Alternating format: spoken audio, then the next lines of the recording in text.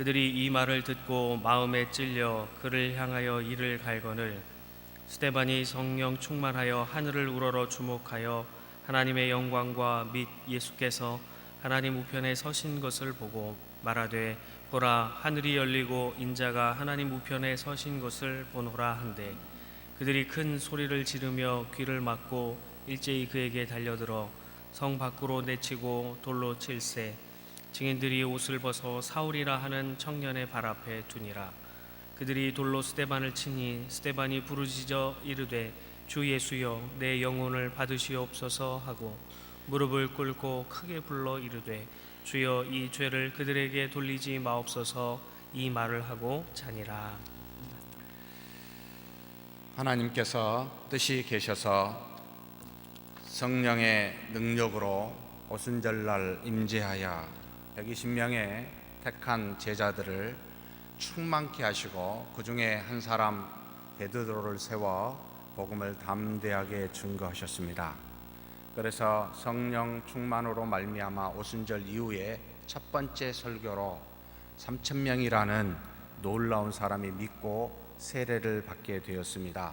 그 뒤에 두 번째 설교로 5,000명이 되었고 세 번째 복음 전도로 허다한 무리가 변화가 되어 한 20만 명에서 한 50만 명 정도 되는 당시의 예루살렘에 정말 소동이 나고 놀라운 기적을 경험하도록 그런 역사가 일어나게 되었습니다. 이 일은 그 전에도 없었고 지금까지도 한 번의 설교로 전도로 3,000명, 5,000명 허다한 무리가 되어본 적이 한 번도 없습니다. 그렇다면 왜 그리 하셨을까요? 처음에 세워지는 교회, 이 땅에 그리스도께서 오신 뒤에 처음으로 만들어진 예루살렘 교회를 위하여 성령께서 특별하게 역사한 것이라.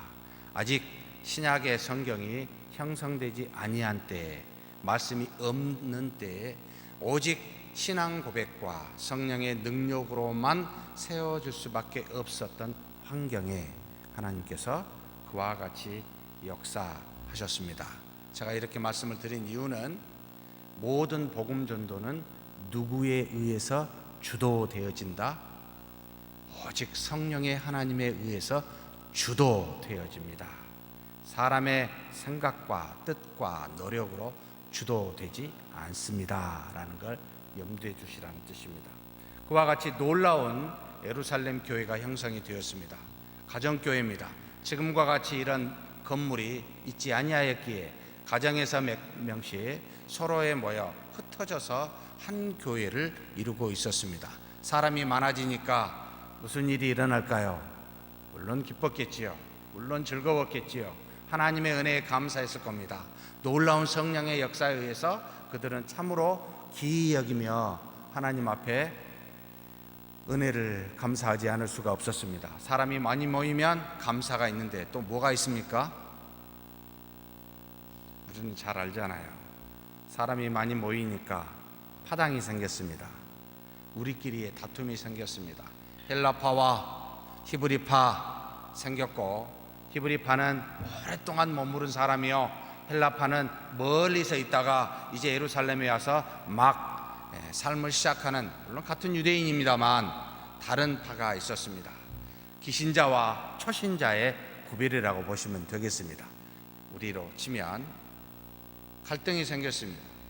히브리파 과부는 교회에서 잘 도와줘서 구제에 빠지지 않는데, 새로운 새신자파 헬라파는 구제에 빠지는 일이 생기게 되니 한쪽에서는 불평이요, 한쪽에서는 뭐 그래 당연하지 라고 말하며 문제가 생겨 사도들로 하여금 말씀과 기도에 전무하지 못하고 이 일을 해결하기 위해서 식사해야 되니까 접대 일삼는 일이 생기게 되었습니다. 이렇게 하는 것이 마땅치 아니하다라고 사도가 생각하여 드디어 뭘 세웠지요? 사도행전 6장에 7 집사를 세웠습니다. 최초의 교회의 조직이 형성된 사건입니다. 7명의 성령과 지혜가 충만한 사람을 세워, 그리고 성도로부터 칭찬받는 사람을 세워 교회로 하여금 공정하게 공평하게 모든 일들을 다 감당케 하고, 사도는 무슨 일에? 말씀과 기도하는 일에 전념토록 하겠자라고 해서 그와 같이 지금도 우리 교회에서도 그 이후에 모든 교회에서도 이와 같은 조직을 만들어 교회의 일들을 다 집사와 권사와 장로로 하여금 담당케 하고, 나머지 목회자는 다른 일 하지 말고 말씀과 기도에 전념해라 라고 해서 일을 분담케 했습니다. 사람이 많이 모여 모든 일들을 공정하게 하기 위함이었습니다. 그래서 이 첫 번째 문제는 그와 같이 해결을 했습니다. 두 번째 문제가 생겼습니다. 사람이 많이 모이니까 무슨 현상이 또 일어납니까? 여기가 좋사오니 초막 셋을 짓고 내려가지 맙시다 라고 변화산에서 예수님의 세 제자가 예수님과 더불어서 이야기했듯이 여기가 좋아요. 안 나가는 거예요. 예루살렘이 너무 좋아요. 은혜가 있어요. 기쁨이 있어요. 성령의 충만함이 있습니다. 안 나갑니다. 그래서 하나님이 쓰시는 방식이 있습니다. 뭐죠? 핍박을 쓰셨습니다. 모든 사도들을 제외하고는 전부 거기에 신자들을 예루살렘에서 살지 못하도록 이 스데반을 통하여 핍박이 시작되고, 그 다음에 모든 신자에게 이르러 이제는 피를 본 이 동족 유대교에 열심히 있었던 이 유대인들이 드디어 핍박을 시작하여 신자들로 하여금 흩어지도록 하여 하나님의 사랑에 대해서, 복음에 대해서 이제는 땅끝까지 증인되도록 만드셨습니다. 그 초입 부분에 이 스데반이 나타납니다. 자, 그렇다면 이 스데반은 어떻게 하다가 이와 같이 핍박받는 일에 서요 그 중심에 서게 됐을까요? 그는 먼저 은혜와 권능이 충만하여 큰 기사와 표적을 민간에 행하더라 라고 나옵니다. 당시 7 집사가 교회의 일만 공정하게 어떤 문제도 한쪽에 편중되지 아니하도록 구제에 빠지는 일이 없도록 잘 하였을 뿐만 아니라 지혜와 성령이 충만한 자를 세웠으니 그들이 하나님의 능력을 가지고 민간에 믿지 않는 사람에게 나아가 복음을 증거하고 있는 것을 보게 됩니다. 그래서 권능과 지혜가, 은혜가 충만하여 큰 기사와 표적이 이들에게 드러나므로 모든 사람들이 하나님의 살아계심을 볼 수 있도록 하였습니다. 그러면서 그가 다니면서 자유민들이라고 표현되어 있습니다만, 당시에 디아스포라로 유대인들 중에 예루살렘에 와서 활동하고 있는 사람을 자유민이라는 표현을 썼습니다. 회당에 있었을 때 이 스데반이 거기에 가서 논쟁을 하기 시작을 합니다. 그리스도에 대해서, 하나님의 복음에 대해서, 성령의 역사에 대해서 분명히 이야기했겠죠. 베드로와 같이 하나님의 큰 일에 대해서 증거하게 됩니다. 스데반의 지혜와 성령으로 말함을 그들은 유대인을 말하는데 회당에서 능히 당하지를 못하게 됩니다. 왜 그렇죠? 하나님이 안에 계시니 모든 말을 지혜롭게 하나님의 말씀을 풀어서 이야기해주는 그 능력이 이 스데반 안에 있었으니 누구도 그를 감당할 수가 없었습니다. 그러자 이 유대인들이 방법을 늘 썼죠. 예수님한테도 쓰는 방법이요, 모든 사람들한테 쓰는 방법이요, 지금도 세상 사람들이 우리들한테 쓰는 방법입니다. 사람을 매수하여 거짓 증거를 하게 합니다. 모세와 하나님을 모독하는 말을 했다라고 당시에 가장 예수님을 죽여 없애게 했었던, 그리고 베드로에도 이와 같은 일들을 당하기도 했지만 당시 산헤드린 공회에 고소를 하게 만듭니다. 거짓 증인들을 세워서 다음과 같이 이야기를 합니다. 성경과 율법을 거슬러 말하기를 서슴지 않는다. 유대인들에게 가장 중요했었던 율법, 가장 중요시했었던 성전, 이것을 거슬러서 말한다. 성전을 헐고 율법을 고치겠다, 이렇게 말한다. 예수님도 이와 같은 모함 때문에 결국 죽임을 당했지만 예수님을 따르는 모든 제자들도 똑같은 방식으로 세상에서 그들을 고소하여 이들을 죽이고자 합니다.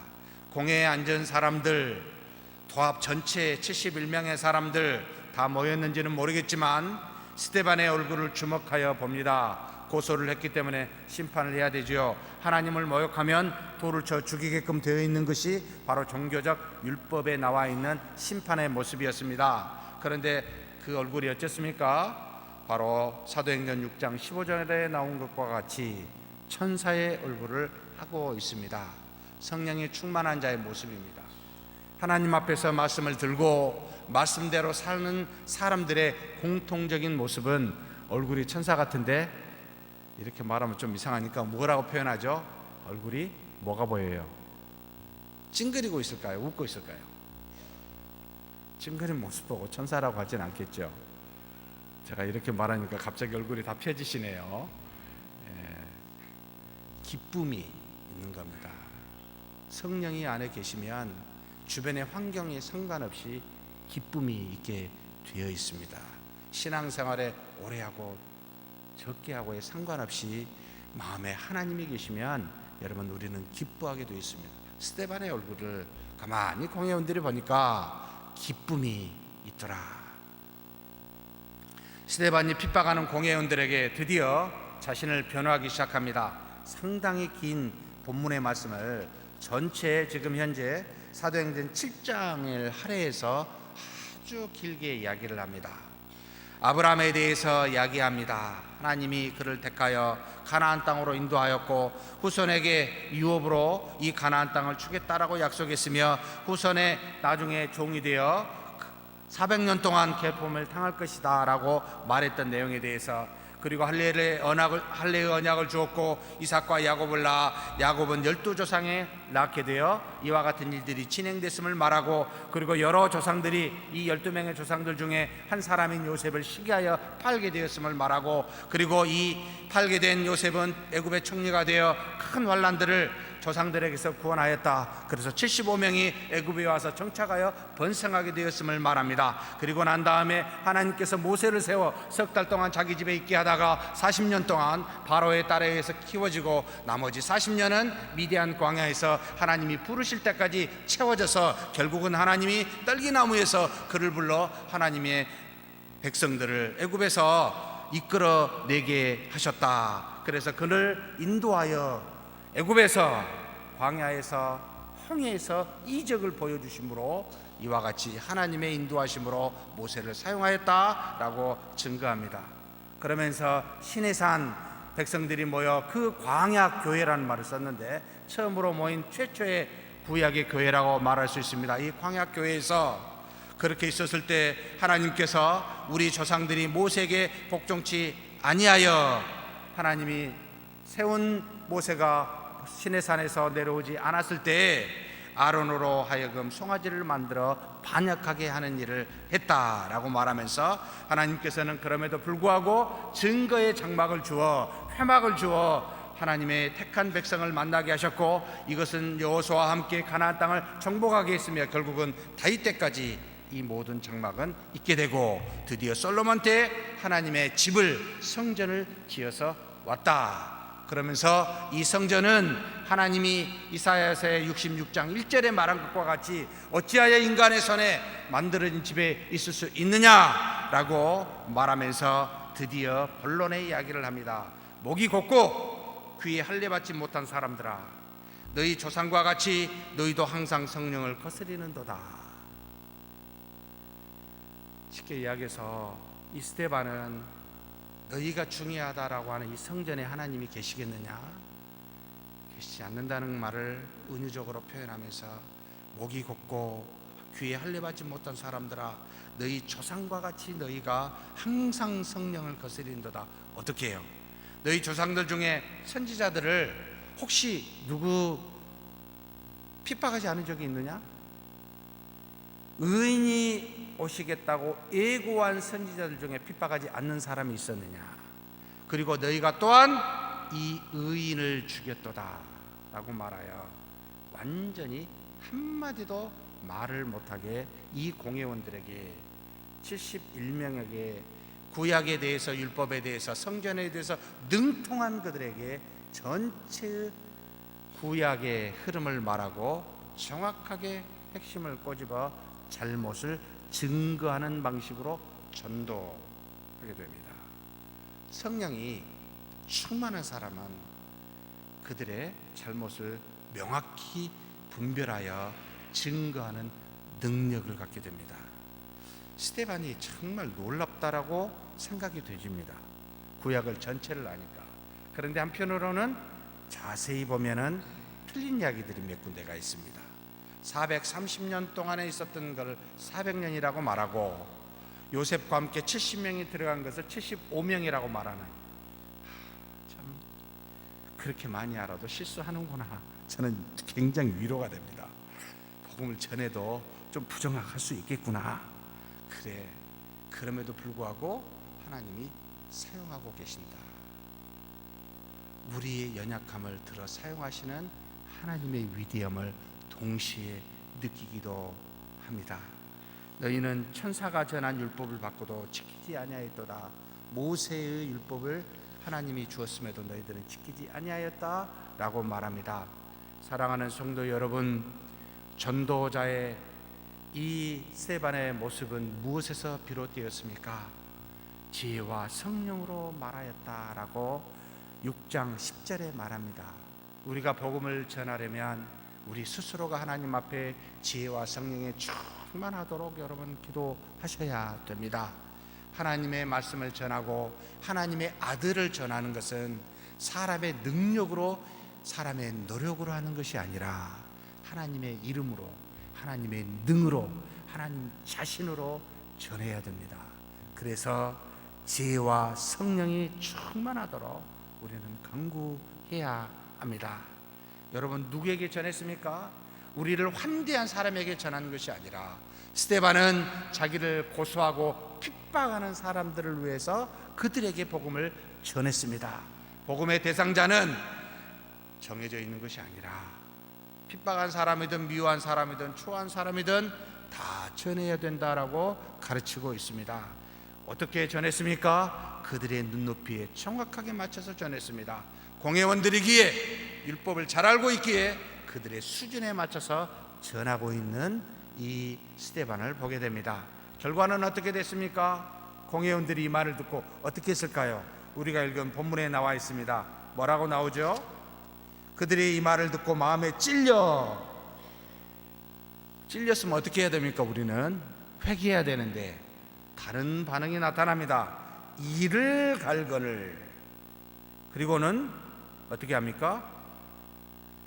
성 밖으로 내치고 58절입니다. 돌로 칠세. 하나님의 복음, 하나님의 말씀을 듣는 사람 중에 두 종류입니다.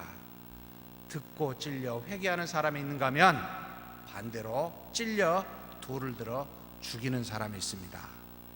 우리의 복음 전도는 어떻게 됩니까? 다 받아들이지 않습니다. 반드시 돌로 쳐 우리를 죽이려는 사람이 등장하게 될 겁니다. 그러니 이상히 여기지 마십시오. 스데반은 100% 전체가 다 자기를 대적하는 사람들을 위해서 복음을 전했습니다. 실패했을까요? 성공했을까요? 놀랍게도 이 복음은 그들에게 갔는데 이 전도는 결국 결과물로 자신에게, 유대인들에게 돌아옵니다. 스데반은 어떻게 되죠? 이것 때문에 죽게 됩니다. 그리고 유대인들은 어떻게 되죠? 믿는 유대 기독교인들은 흩어지게 됩니다. 복음은 때로 어떤 결과를 초래한다고요? 상대를 향해서 가는 것이 아니라 나와 교회를 향해서 하나님의 뜻을 이루기도 합니다. 복음을 온 세상에 뿌리는 하나의 모판과 같이 이 모판에서 온 지역에 심어질 수 있도록 하나님께서 역으로 사용하고 계심도 기억해야 됩니다. 정말 놀랍습니다.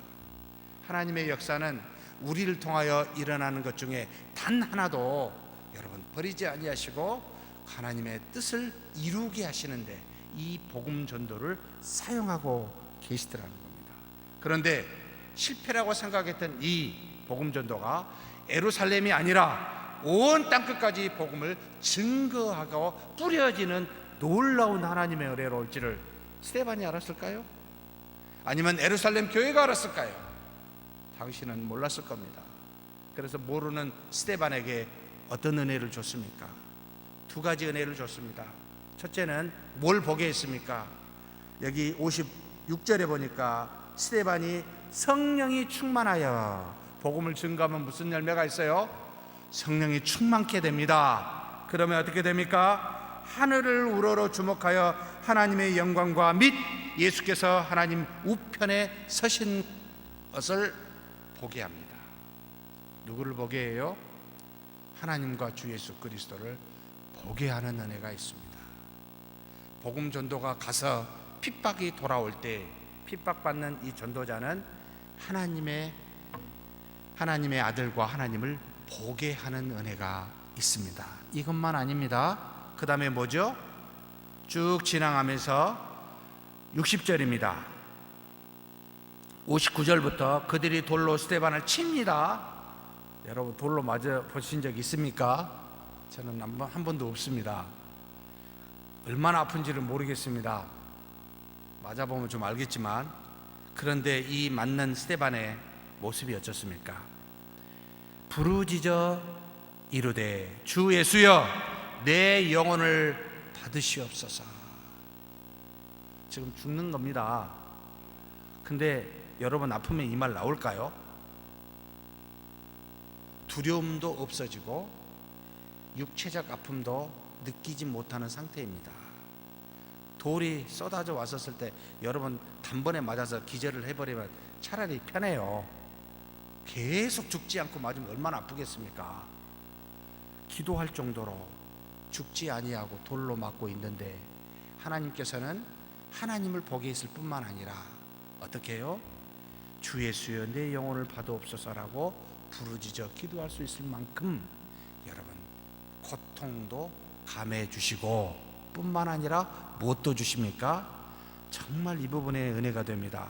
무릎을 꿇고 크게 불러 이르되 주여 이 죄를 그들에게 돌리지 마옵소서. 무엇을 말하고 있습니까? 마음이 어떻습니까? 그냥 돌로 지나가다 한 대 맞으면 정말 화가 나겠지만 이렇게 많이 맞으면 화가 안 날까요? 마음에 은혜가 충만하니 사람을 향하여 미워하지 않습니다. 주여 이 죄를 저들에게 돌리지 마옵소서. 하나님이 우리에게 성령이 충만한 자에게 주시는 마음입니다. 누구도 미워하지 아니하고 받아들일 수 있는 마음을 주십니다. 이게 핍박받는, 복음을 전하여 핍박받는 전도자에게, 스데반에게 주신 하나님의 은혜입니다. 이것은 핍박을 받아봐야 알게 될 겁니다. 핍박받기 전에, 복음 전도하기도 전에 무서워서 어떻게 해야 될지 모르는 우리에게서는 잘 느끼지 못하는 부분입니다.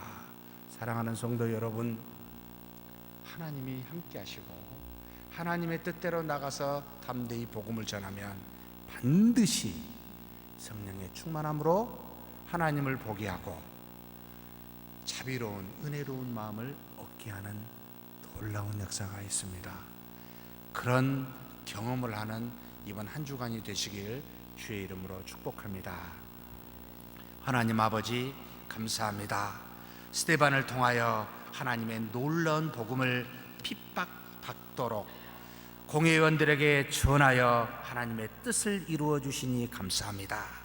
우리가 어리석어 미래의 하나님의 뜻이 어떻게 될지 모르나 우리는 오직 하나님의 뜻에 합당하게 복음을 담대히 전하게 하여 주시되 스데반과 같이 성령이 충만하게 하여 주사 하나님을 포기하시고 인자와 자비의 마음을 갖고 하나님의 은혜를 경험하는 우리가 되게 하여 주시옵소서.